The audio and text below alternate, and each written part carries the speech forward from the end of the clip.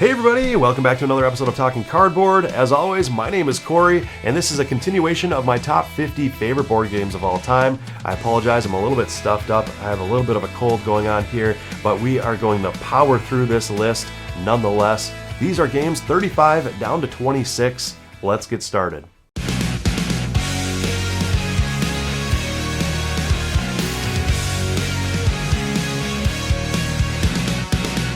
That's right, and we are starting today with game number 35 on the almighty list. So let's go ahead and take a look at 35 here. 35 was number 17 last year, so another game that has dropped quite a few places, but still holding steady, still holding strong at 35, and this game is Wingspan. Wingspan is just a fantastic game. It is probably my favorite game by Stonemaier Games. Just gorgeous artwork, gorgeous table presence. Essentially, in Wingspan, you have your own player board in front of you that you are building out this engine, this tableau engine of cards. The cards are different birds, all different bird species, has fun facts on each card. Like I said, the artwork is really gorgeous, but you are trying to attract these birds to your sanctuary to give you special abilities and special effects and to generate the best engine of gaining victory points that you can. So a lot of fun, pretty simple. It's kind of a medium weight game, medium to a little bit above medium weight. Definitely not for the brand new gamer, but a step up game that if you've played a few games, if you're getting more and more comfortable with today's hobby games, step into Wingspan, give it a try. I think you would really like it. It's just one of those that it brings all different gamers to the table to have a lot of fun. I guess one of the negatives with it is that it kind of plays like kind of solitaire. You're kind of doing your own thing and you're not really interacting with a lot of the other players. But if you don't mind that at all, then Wingspan would definitely be for you. So give it a try. That is Wingspan. All right, and moving into game number 34, it was number 16 last year. So it shared the same positions on the list with Wingspan, but just in a different spot on the list. And this game is The Isle of Cats. The Isle of Cats is just another fantastic card-driven game where you are trying to get cats onto your ship to save them from the island. I don't know what's happening on this island, but you are trying to get them onto your boat and rescue them and get them to safety, and you're doing it in various different ways. You are drafting cards, essentially. I love the drafting cards mechanism in most games, and in this one, it really sings. It does a great job.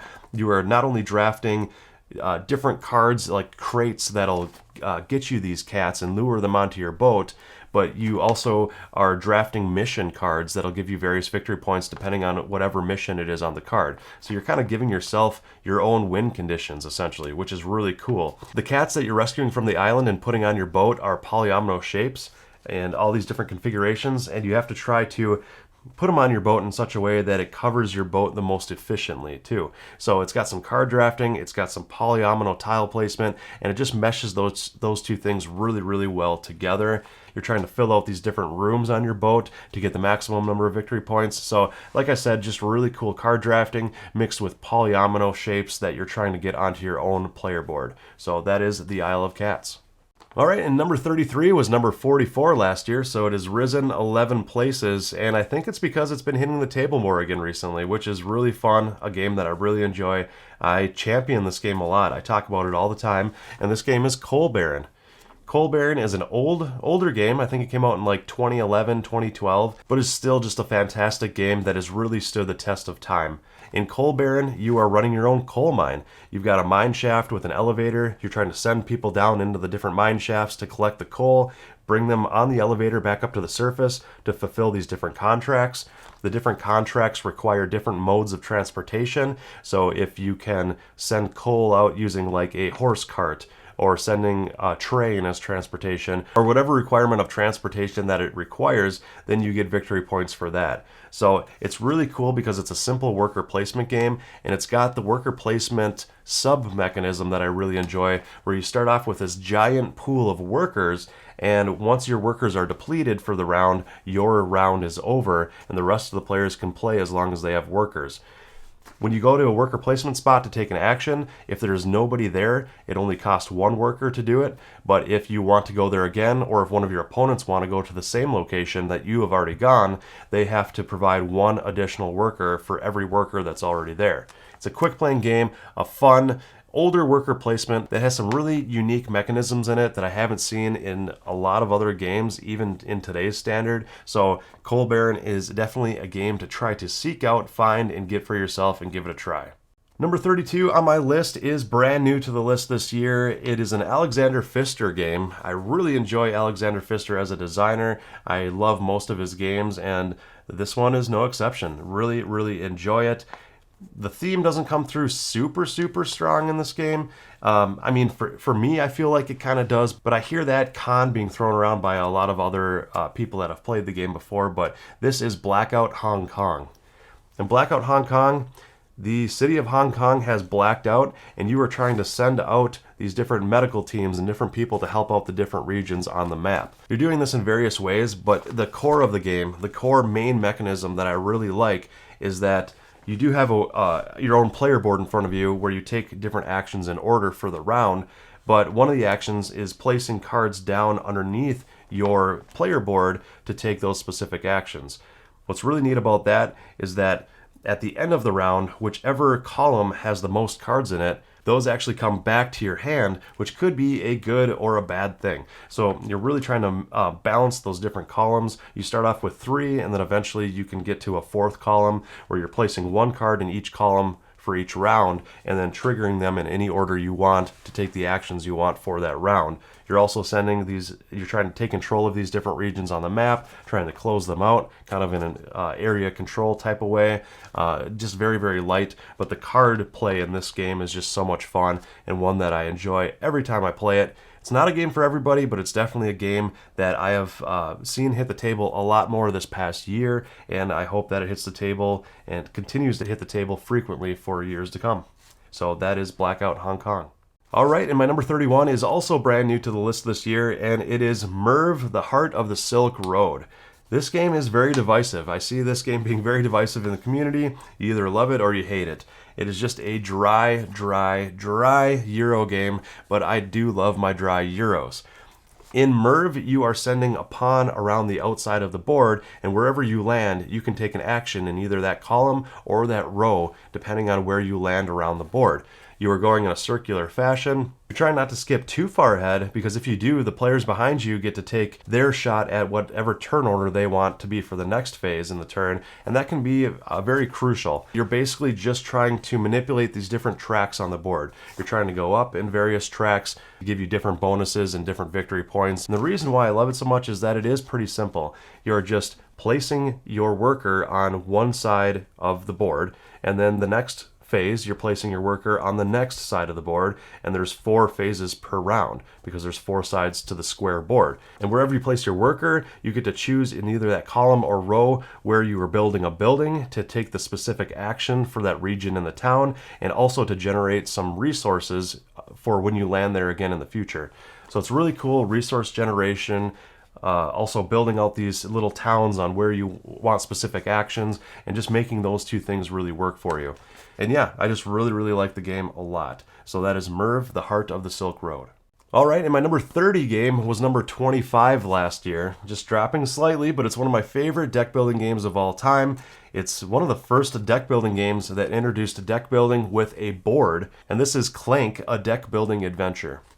In Clank, like I said, you are building out your deck. It's classic deck building where you're trying to buy cards to add to your discard pile to later shuffle them into your draw pile and draw them to your hand. So you're manipulating your hand and trying to make your deck better and better throughout the game, and the different cards can do various things, like send your worker down into the taverns to try to collect treasures and try to heal yourself, because every time the dragon attacks, you might get hit by the dragon, and if you get hit up to 10 hit points, you die and you are out for the game. If you die below the surface, down in the depths, then you lose all your points and you end the game with 0 points. But if you die above the surface, you get to keep your points, but you just don't get any end game scoring points.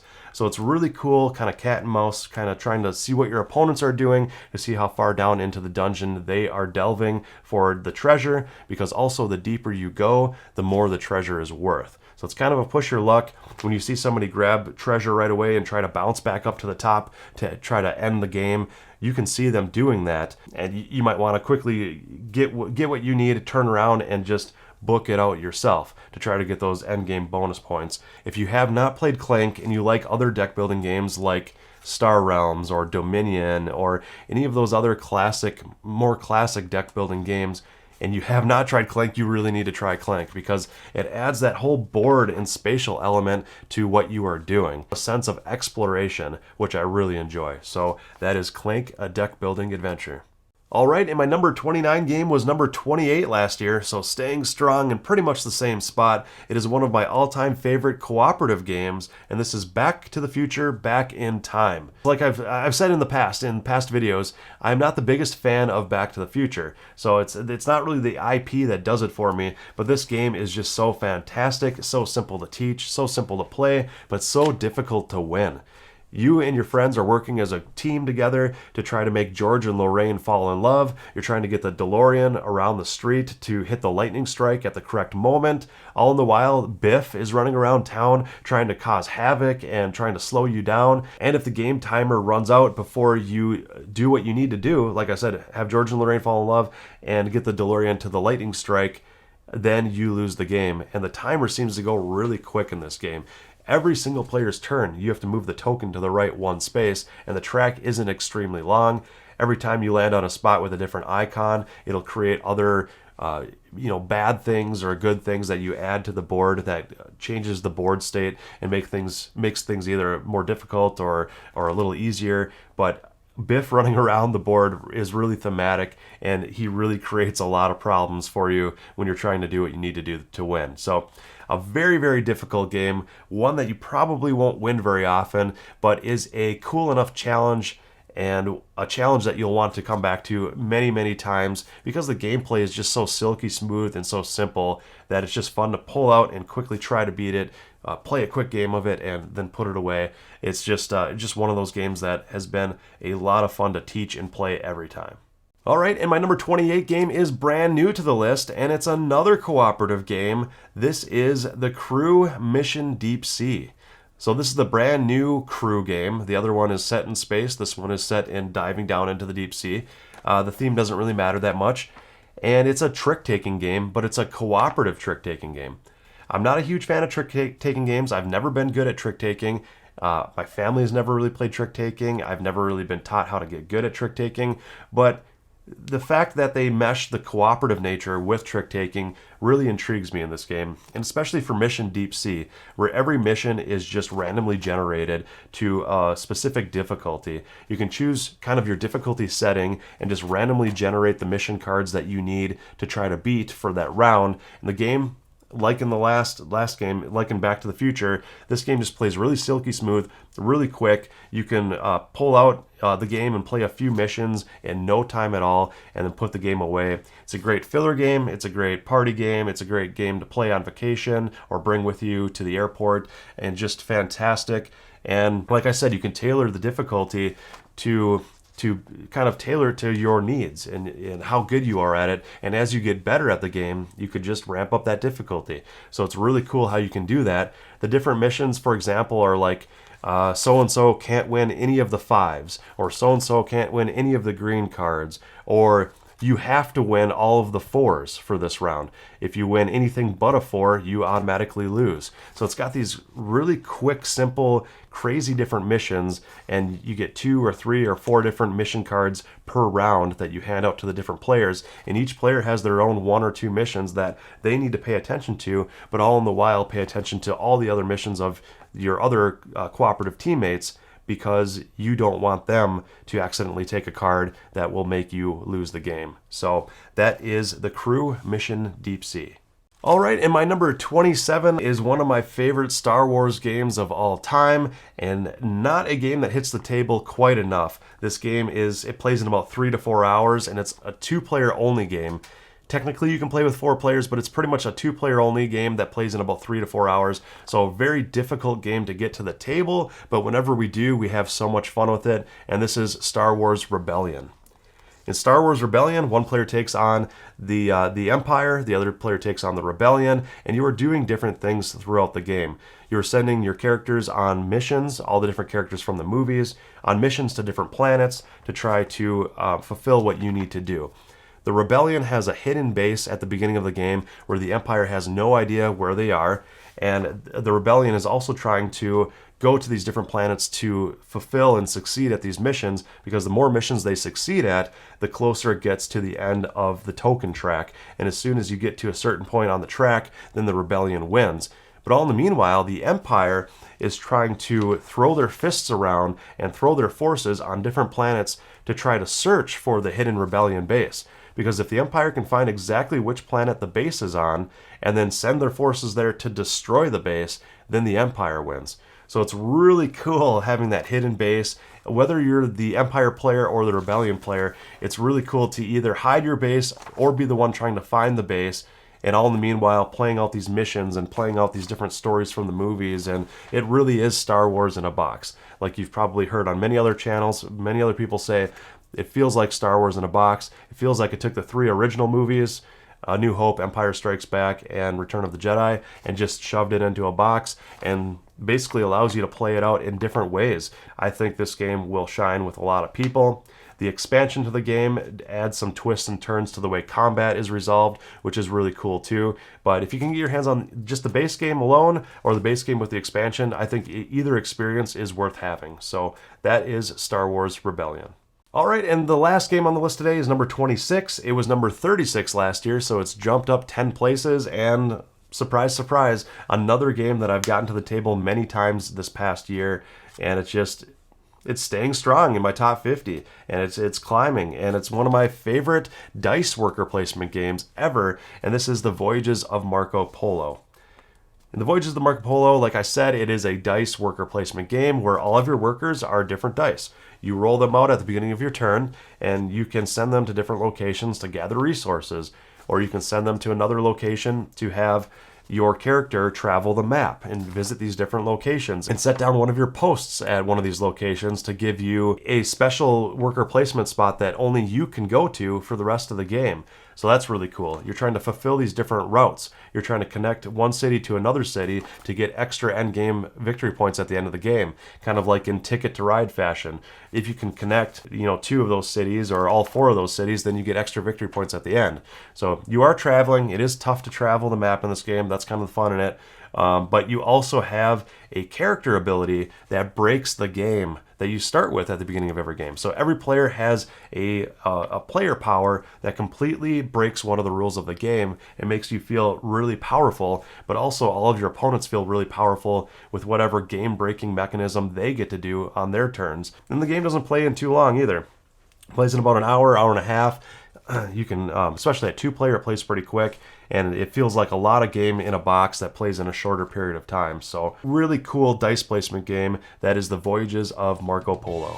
All right, everybody, and that does it for today's list. I hope you are all still enjoying the list here as I climb closer and closer to my number 1 favorite game of all time.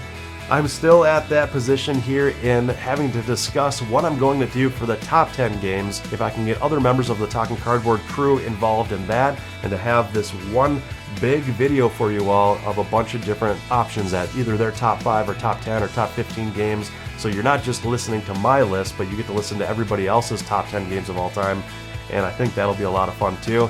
Like I said, I have yet to ask the other members, so we'll see how that goes. I guess only time will tell. But as always, if you like the video content, like the video, consider subscribing. We really do appreciate it. We hate to ask for it, but it's just one of those things that really helps the channel grow and helps keep us going forward. So until next time, you all have fun gaming.